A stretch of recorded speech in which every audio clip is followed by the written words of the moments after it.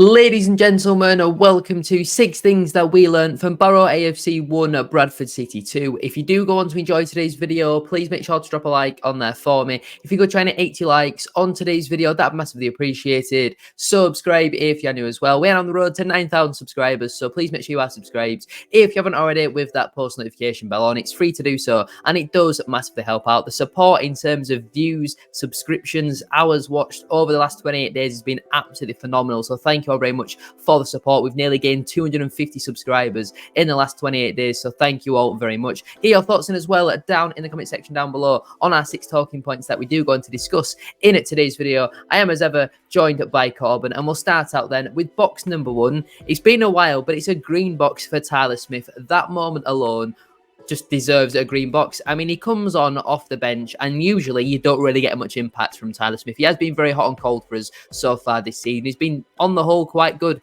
in the EFL Trophy, but for the large part in a lot of league games, while he scored a few decent goals, had been pretty underwhelming and lacked the physicality at times, and recently had missed quite a lot of chances. But yesterday, he came on off the bench and he tucked away a really, really good opportunity. And you know, you look at the fact that he hadn't played in the last 4 games, I think it was, might be a little bit rusty, but a brilliant through ball from Andy Cook. We're not going to speak about him in today's video, but we can't underestimate his impact in the goal, and also Harry Chapman winning the original header. But when Tyler Smith is in, I can only imagine the pressure that he's feeling. You know, our season rode on that moment, and with how his form had been for the large part of the season, you know, he always seems to score the harder chances, and that is a kind of probably a good thing for Tyler Smith because of his age. You know, it's not like he's 31, 32, you know, he's still fairly young, and you can maybe get them mistakes out of him because he scores the harder chances. There is certainly a player there that we can develop him for him, and it was a really, really good finish right into the bottom corner in the last minute, keeps our season alive, and then gets substituted off so we can bring on Tompkinson. I think the same happened with Richards coming on for Harry Chapman as well, just to get a bit of height and physicality on there, and neither of them seem to have any complaints about that. They seem to accept it, and you know, you can probably understand that because it is for the best of the team. But if you're going to come up with a 90th minute equaliser to keep your season alive, to keep your playoff hopes alive, anything other than a green box would be really, really poor from both of us. So he absolutely deserves a green box. He's not had many this season, especially in the league, but certainly deserves one for yesterday's performance. Absolutely. I mean, you know, I've always been, you know, praising Tyler Smith throughout the season, and you know, I just absolutely love the guy. He's a legend of the club if we go up, funnily enough, because that goal alone, you know, it could go down. It could go down in history. He's got 2 in 2 now against Barrow as well. I didn't know he used to play for them until today, and I think he scored around double figures for them. So, you know, it must be turning to Andy Cook getting goals against his former side. But, you know, it's big moments like that you need to stand up and be counted. And recently I've been really impressed with everyone who's come off from the bench. They've come on and they're putting performances like they've been starting, and you know, they haven't really been a big miss for anyone who's come on. I think quality-wise, the players who are starting, I'm pretty much better than the bench, to be honest. But that's why they're on there. But in terms of effort levels, it doesn't drop, and that's all you can ask for. And he missed that chance it was directly before the goal where he slid across, and his head could have quite easily dropped then. Just before it, could have had a penalty. Running behind the fence, caught their trap. Chester made a good tackle. So he had 2 moments where his head could have dropped, and to be 1-on-1, like you say, in that moment, he could easily have cracked under the pressure. And it's a great finish. It's on like, and yeah, would you start him Saturday? Well, that's the thing that I was just thinking of there. You look at Kavanagh's performance, not just yesterday where he was terrible yesterday, but even in the few games before that, he's been largely ineffective. You know, he has the odd good moment, but especially the last 2 games, I thought against Walsall, massively ineffective. Then against Barrow, I thought he was actually poor and he was hindering us a little bit. Smith hasn't had a chance for a while, and if it's in the middle of the season, you say absolutely you give Tyler Smith a go. But because it's an absolute must-win game, and you know, Tyler Smith's form, it's so hit and miss. But again, so is Callum Kavanagh's. The kind of, I can see arguments for both. I probably would back Tyler Smith, though. I think it would only be fair, really, to give him that opportunity. Yeah. You do need super subs as well. And, you know, if you look to your bench and you've got either one of those now, momentum and confidence is a massive thing in football. And obviously, if we're on an unbeaten run, a winning run, and Tyler Smith is, he'll be coming off with a load of confidence from that. If you start him or bring him on from the bench, he's going to come on firing. And hopefully he can kick on with it, because, you know, I haven't been his biggest fan. I have criticised him a lot, and I think it's been justified, to be honest. But hopefully he can use that and kick on from it now.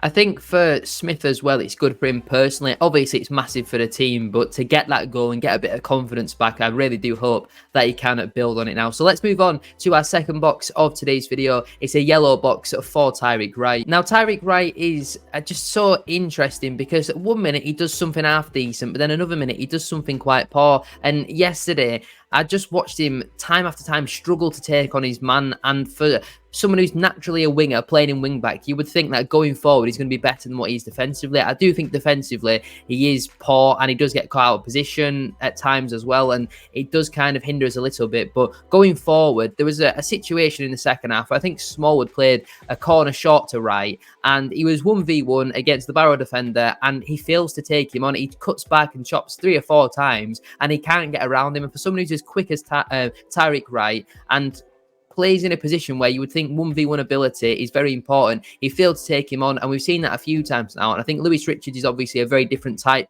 of left wing back, much better defensively and much more physical. I give Wright some credit because he won quite a lot of headers in the first half, and to be fair, he won quite a few in the second half as well. But in terms of disappointment, his first touch, the amount of times where there was a simple ball played to him and he was kind of like flicking it up with his first touch, it happened a good 3 or 4 times, and then in the second half it caught us out once or twice as well. And the thing is for me with Tyreek Wright is he's not a bad player at League 2 level, but is he good enough to be here next season for us to be challenging for promotion? I personally don't think so. I don't even think as a backup. I would maybe have him as a third choice, but we need real quality in it, and Tyreek Wright in his second loan spell at Bradford City hasn't provided that, whether he's been playing as a winger in the front three or as a left wing back. Well, I think he's looked better and more secure in left wing back. He still doesn't have that attacking output that we need. He did put a good cross in the first half for Andy Cook. That was an opportunity where he did actually get past his man on the right foot, hung it up to the back post. Cook got the header in. So again, I'll give him a bit of credit for that. That's why it's a yellow box, because he does some good things, but he also does some really poor things. So overall, I think it's only right to give him a yellow box. Yeah, I'd agree. He's a flash in the pan type of a player. He'll have a good game. He'll have some good moments in games, but it's not enough. And especially if you want to be challenging, you've got to have consistency winning through your team. And it doesn't offer that consistency. Like you say, scared stiff for taking someone on, always cutting back. I think it can be a confidence thing. I think also his crossing is absolutely shocking. He gets 1v1 in his man, he whips a cross in. If it beats first man, it goes nowhere near anybody. And that's evident throughout the whole left side of the field for us. And it was a massive weakness throughout the game. But yeah, for the chance he gets in, he should be doing a lot more with him. Very raceful. He's a threat because of the areas that he gets in. He takes up good positions, but we need more, and he ain't really offering more. You've got Gilead back now, who's done all right in left wing back this season. You've got Richards, who's been fairly solid throughout. He's had a couple of iffy games, but on the main, he's been all right. I think you've got better options there, and I'd start them over Tyreek. But defensively, funnily enough, after Walsall, I thought defensively absolutely shocking and poor going forward. Whereas yesterday, I thought he was actually really solid defensively. Not a lot got past him, and some really good tackles. Like you say, heading the ball, he was superb at it, and played a big part in the goal, winning that header. So yeah, it wasn't his worst performance, but I feel like he's got a lot of improvement to do, and we're still waiting for him to hit that form that we're waiting for him to hit. And he's been here 3-4 months now. I know that he's had a couple of injuries, but he's just gone down as a flop, really. He hasn't hit the heights that we expected of him. I think for me, because Brad Halliday is so good on the other side, the standard as a wing back at Bradford City is really high, and no one has really hit that this season, whether that be Rideout, Richards. Gilead has looked okay. I remember in the Wickham game, he looked really good there. But on the whole, we've never really had someone stand out as much as what Halliday has. And I think, again, if you want promotion, that is the sort of standard you need. You need that on 8 or 9 positions out of the 11. And then the other 2 can be, have to only be slightly below that. You can't have 3, 4, 5 average players who just go through the motions and get you through the game. But let's move on then into our third box of today's video. I have gone with the green box for Richie Smallwood. He got a green at the weekend and he gets another green one now. I think over the last couple of matches, we're seeing the real leader and captain of Richie Smallwood that we've wanted to see over the last couple of seasons. And I noticed actually after the game yesterday that he was getting quite a lot of credit on social media, which is not really something we've seen much of, but his experience and leadership, again, through that game was massive for us. I genuinely, once again, don't think we win that game if Smallwood is not in the team. When you've got, there was a moment where Sam Walker kind of lost his head a little bit. Every time the ball was near him, he was hitting it massively up into the air and he's getting caught in the wind and just blowing straight out for a Barrow throw.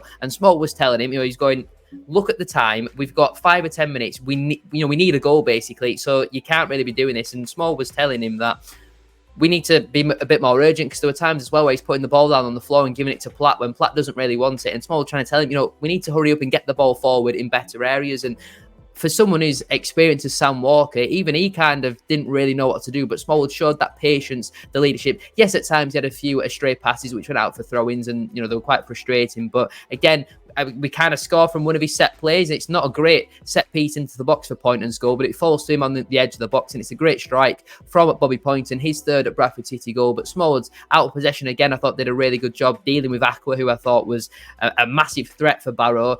Obviously, Smallwood is providing that screen in front of normally Matty Platt, but sometimes Kieran Kelly and even Daniel Yagoke as well. They've got a lot of big physical threats up there. We saw Jamie Proctor come on off the bench, and I thought Smallwood had a good game in that midfield. But I just think the most important thing for me is that experience and leadership in the centre of the park. And great to see him get a lot of credit again from the Bradford City fans after the win yesterday. And for me personally, deserves another green box. I think he was brilliant again. Definitely. We've got, I think it's quite an average age squad, but a lot of players in that squad need carrying through games. And you're looking at your Richard Smallwoods, and all the young players look at Smallwood and they look up to him, and he carried them through the game, and he carried the whole team through the game in the last couple as well, and really showed that leadership, like you say, but we expected and what we thought we were getting from him. And he raises standards during games, dictates the tempo. Yeah, like I say, a couple of stray passes, but that's just him trying to get us up the field. That's him not playing into danger, and it's setting the tempo and intensity for the game, which is something that he's been criticised for doing a lot anyway. For backwards and sideways passes, and then obviously when he's going long, he gets criticised. So if you're damned if you do and damned if you don't, if you're Richie Small sometimes, but especially in the last couple. But yesterday, he was solid as a £5 note. He don't rip, and the old ones, it won't great, but the new ones, the plastic, and you can't rip them, and that's Smallwood. He's unbelievable at the minute, and we need players like him at this run of time, at this time of the season, and he's definitely showing what he's worth. Gets in people's faces. There was actually early on in the game a tackle that he made, and I thought he could have been in trouble. It were a bit high, but the referee didn't give a yellow. And if he gives a yellow there, he's on a tightrope rest of the game. He can't play how he normally does. And whether it is a yellow or not, referees always give Smallwood a yellow for that. So I didn't think ref had a good game, but I'm grateful that he didn't book him for that. Yeah, I do think the ref on the whole wasn't particularly great. I must admit, I was surprised that Poynton didn't pick up another yellow card. I think because his first yellow was so soft and really, really harsh from the referee, I think that's why he was giving him an extra chance. But he got that booking and then made another 2 or 3 fouls after that. Nothing really serious or anything like that, just like trip ups or pushing over accidentally and stuff like that. But I must admit, I was surprised not to see him pick up that second yellow. I think if we would have had the same ref that we had at the weekend, we'd probably be looking at a similar ending to the game. But let's move on to our fourth box of today's video. The only red box of today's video is for Callum Kavanagh. We mentioned him briefly earlier when we spoke about Tyler Smith, and like I mentioned, I said against Walsall he was ineffective. Against Barrow though, he was actually poor. I wouldn't say the amount of chances, but there's a massive chance we've got in that first half. We're 1-0 up. Kavanagh, all he has to do is square the ball to Andy Cook, and you would back him at 99 times out of 100 to find the back of the net with that. And Kavanagh just doesn't pass the Cook. He tries to go alone and be a little bit greedy. And I know sometimes strikers are greedy and they want all the glory themselves, but I wouldn't really say Cook is necessarily like that. And that's why Andy Cook gets so many assists, because he tries to play the extra pass. You look at the goal that Tyler Smith scores, all Kavanagh has to do is square that to Cook, and the game is a lot more comfortable than what it ends up being. I know 2-0 is the most dangerous scoreline in football, but Kavanagh absolutely has to pass that. And it's not like he got a great shot off and it was cleared off the line because it was going in the top corner. He kind of like kicks it into the ground, and it's a really, really comfortable save for the goalkeeper. And not just that, there are a few times where the ball's coming into him and he's failing to hold it up. And I know, again, Barrow have got some physical centre-halves, but as a striker in League Two, you've got to be more physical, and that's what Tyler Smith has struggled with. But at times then, Smith had looked to spin in behind and try and take them for a pace race, whereas Kavanagh was always trying to drop in and come to feet, but then he kept losing it and was failing to hold it up. I thought he didn't impact the game in a positive way, and I do expect Tyler Smith to start the weekend. I think it'll be fair to start Smith as well. Maybe Kavanagh needs to come out of the side because he is, only a young player, and playing him 90 minutes Saturday, Tuesday, for example, I don't think that's good for young players. You need to give them that mental breather at times. And I know we're at that stage in the season where you can't really afford to give players mental breathers, but we've seen Kavanagh can be a really good player. Just yesterday, he did have a bad game, and that's why it's a red box. Yeah, I think he was a bit too eager last few games. I think he's trying too hard to impress. He's taking the extra touch to open up a shot for himself instead of playing the extra passes, trying more tricks instead of holding the ball up. He's drawing a few fouls against him because he's trying too hard to defend. I feel like he just needs to relax a bit more. He's playing on the edge, and I think it suits him. I like that about him. His passion and his intensity, it gets him in good areas, and that's why he had so many good chances, because he's a willing runner. But I think that chance, like you say, where Cook's waiting for the tap, he didn't even look at him, and you've got to be aware of who's around you there, and it wasn't a good position. He's got a defender right up against him, keeper's closing the angle, he's never going to score. Have a look and see who's around you, and Cook were waiting for a tap in, and he'd be bound to score that. So yeah, he had a poor game. I like that he's making the right runs, but it comes to where you've got to be finishing your chances, and you've got to be creating for others if you're playing that part of the pitch, and you've got to hold the ball up, and he didn't do that enough. So it was a poor game. Whether he keeps his place on Saturday, I'm not sure, because I think Alexander likes to keep that same team that wins, and I'm not against it either. But when players aren't playing well, and there's players who can come back in, who are taking the places when they come off the bench, or Walker's to come back in as well on Saturday, whether that's for Gilead or whether he has to earn his place back off the bench, who knows. But I feel like he's going to have to do a lot to try and prove himself that he can stay in this team now, because last few games his performance levels have dropped a bit. What I would say about Alexander wanting to keep the same 11 when you're winning, and I understand it to a degree, but if you've got 1, 2, 3 players who aren't particularly playing well and aren't really impacting the game, then why not freshen things up, and why not change things up? I just think for me personally, while yes, we are winning, the second half yesterday on the whole was quite poor, and if it isn't for that moment of brilliance between Chapman, Cook and Smith, then we come away from the game very disappointed, because we kind of chat the bed a little bit, especially when Barrow scored. We didn't really have that out ball. As soon as the second half started, it was just wave after wave, really, of Barrow attack, and we were struggling, really, to get in their half until we made the substitutions. But let's move on to our penultimate box of today's video. It's a yellow box at 4 Kieran Kelly, a man we've not really spoke about much recently, because he's kind of just been fairly average, 6 or 7 out of 10, got the job done at times, nothing really positive to say, nothing really negative, and he's just kind of got the job done for us, which you don't mind for a centre-back in a back three.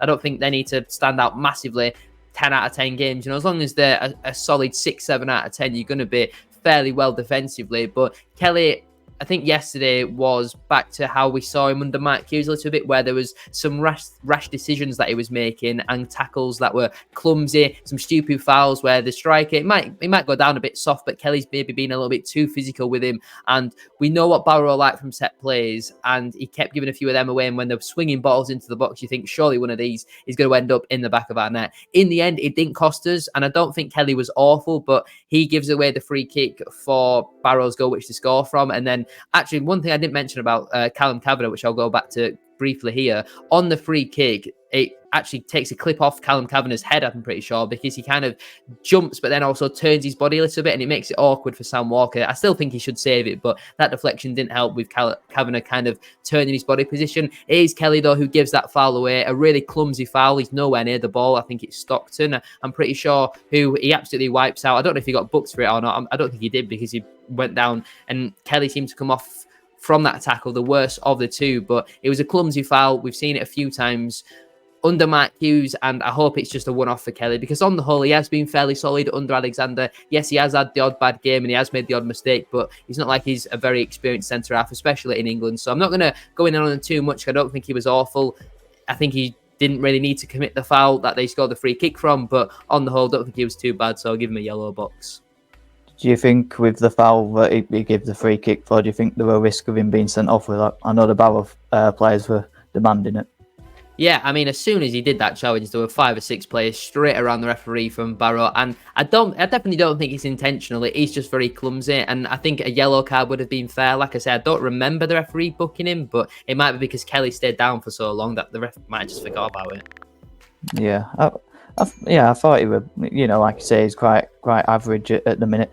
I think one thing I'm considering is whether Kieran Kelly is good enough to be a starting player for us next season. Whether, you know, no matter what comes of this season, I think it's stupid to talk about it like that. But you know, if we're in League Two next season, do we need more options in there? Could we do with another left-sided centre back who's maybe a different option to him, who can offer something different to him? Because you look at your sides at the top end of the table who've gone up this season, they have a lot of depth and they have a lot of options for different games. And I think he's a fairly average player. He's like you say, he can be rash in certain games. I like that about him to a degree. If you're in a back three, I think it helps you, because especially if you've got a Matty Platt next to you, who's the complete opposite, who's just a solid, consistent player who, you know, ain't gonna go in for those tackles. You know, he can cover for you. So yeah, I think he had an all right game. He won a few headers, won a few fouls as well, but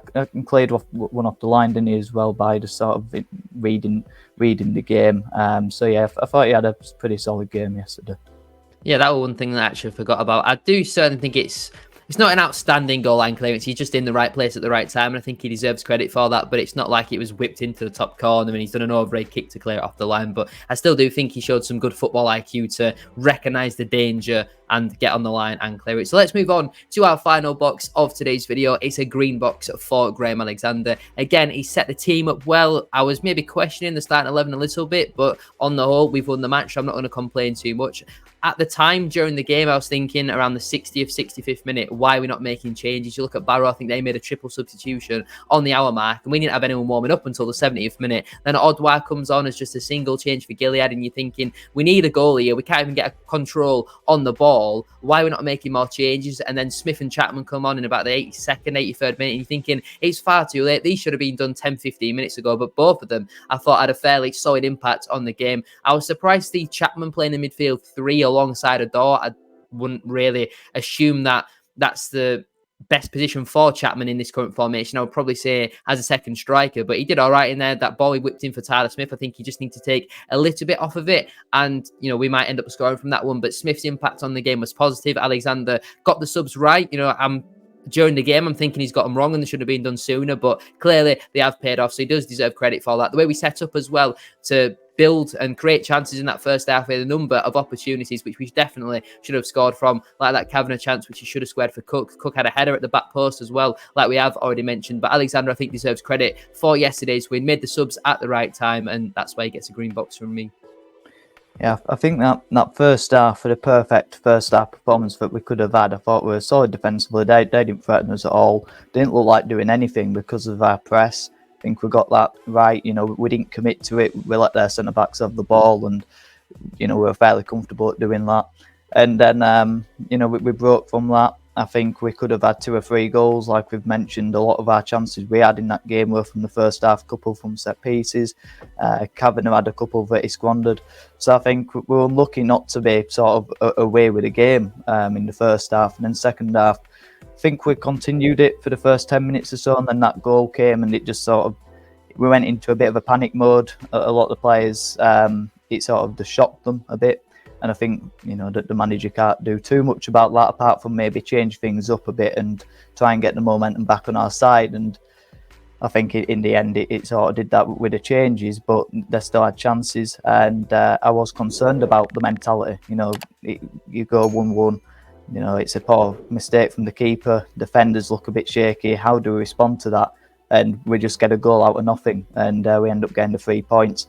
Barrow were his first game back in November, and I remember that game, and it was an absolute ball fest. It was a terrible game, and it was very much like the Mark Hughes performance. I think we had about 80% possession, played a 4-4-2, and when you look at the team and how we played in that game to where we are now, you know, not just because we're on a good winning run, but the way we're playing, the identity we've got, the chemistry that's being built, the fans as well. The fans are getting back on side because they're seeing effort levels from the players on the pitch, and we can see some of it we can buy into. So I think when you look at that first game to now, there's massive difference, and that gives us optimism going into next season, no matter what happens on Saturday, because the foundations are being built from Alexander to show everyone that he is the right man for this club, and I truly believe he will bring success to us, even if the promises that have been promised back in March from Robo don't come to fruition, because he's already shown that with a squad that were poorly recruited in the summer, that he came into and we're towards the bottom end of the table, he's turned into a team that can fight for the playoffs, because ultimately we are. So I'm quite optimistic about that, and yeah, he had a good performance again yesterday, set the team up in a good way that we can buy into. Yeah, I mean, you look at after the Harrogate game when there are a lot of people considering, you know, is it time for change again with the manager? And I still stand by the fact that sacking Mike Hughes was the right thing. And I said that hiring Alexander wasn't the right thing. If he gets us promoted, then it is absolutely the right thing. And I do now think I'm fully behind Alexander. You know, I've never really been 100,000,000% Alexander out, we need to change, because I feel like it's not really his team and he didn't really have much of a transfer window. We only brought in 3 players, I think, in January, so it wasn't like we had a massive overhaul and he got loads of his own players in. I'm excited to see what happens in the summer, but before we get into the summer, we've got a massive match on Saturday against Newport. We have to win, Mansfield have to beat Barrow, and Grimsby have to get something out of their game against Crawley. Crawley cannot win their game. If they do, then obviously we won't make it into the playoffs. But I'm really excited to see that game and how it does unfold. How do you think we'll line up for it? Do you think we'll go and change? Do you think we'll go more attacking and just try and completely outscore them? Do you think we'll go a little bit more defensive and try and, you know, nick a goal and hope that that's enough? How do you see us lining up for that one? I don't think we'll go for it. I think we definitely need an early goal to seize the pressure, but we don't do it the easy way. I'm just dreading the fact that Crawley could quite easily, you know, I'm just dreading seeing their scoreline being 2-3-0 inside 20 minutes or something ridiculous, because that's the problem. No matter what happens, it's in our hands, but we've got to look after ourselves. I think we'll just go how we are, really. I don't think we'll overcommit. I don't think we'll sit in. They will sit in. You know, they're quite a pragmatic team as it is, and they'll just want to get the game over with. Whether they want to, you know, go for it, I don't know. But you know, that they're on a run of 7 defeats in a row. I hope that they just want the season over with and will give us a 3 points, but it won't be as easy as that. But yeah, how do you think the game will go? Well, I feel like because, you know, they know they've got nothing to play for, I think if we go 1 goal up, they're not going to be absolutely desperate to get back into it. Obviously, they'll try and still win the game, and you've got to fulfill with the FA rules and all that sort of stuff, the EFL rules, sorry, but I don't see them coming here and being absolutely desperate to get the 3 points, because they've lost 7 in a row. They know they're not going to go down this season, not going up. They have nothing to play for. It is just a really early pre-season friendly for them and a test looking towards next season, really, for Newport. But I feel like we will get the job done. I just don't see how Grimsby gets something out of Crawley. I know Grimsby's recent form has been okay, but again, now they know their job's done and they're definitely going to be playing in League 2 next season, the final game. I just can't see Grimsby getting something out of that game. I just only see a Crawley win, unfortunately. Yeah, I think it depends on the individual manager's mentality. I remember last season Richard Ellens getting a point against us and not being happy with it, because he says how he loves to end the season on a win, saying you ain't got however many days it is to the first game of the season where you're just trying to get over it. So it depends on the manager's done it, I suppose, but hopefully we can get the job done. Yeah, fingers crossed we can. Whatever happens, there will be a 6 Things We Learn coming out on Sunday. But thank you all very much for watching today's video. If you have enjoyed, please make sure to drop a like on there for me. If you could try to 80 likes, as I said at the start of today's video, that'd be massively appreciated. Subscribe if you're new as well. We are on the road to 9,000 subscribers, so please make sure you are subscribed if you haven't already, with that post notification bell on. It's free to do so, and it does massively help out. Get your thoughts in as well down in the comment section down below on our 6 talking points from today's video. That being Tyler Smith, Tyreek Wright, Richie Smallwood, Callum Kavanagh, Kieran Kelly, and Graham Alexander. Thank you all very much for watching today's video. Have a great rest of your day. Go check out Korban's channel as well. The link to that, as always, is down in the description down below. And I'll see you very soon for another one. Peace.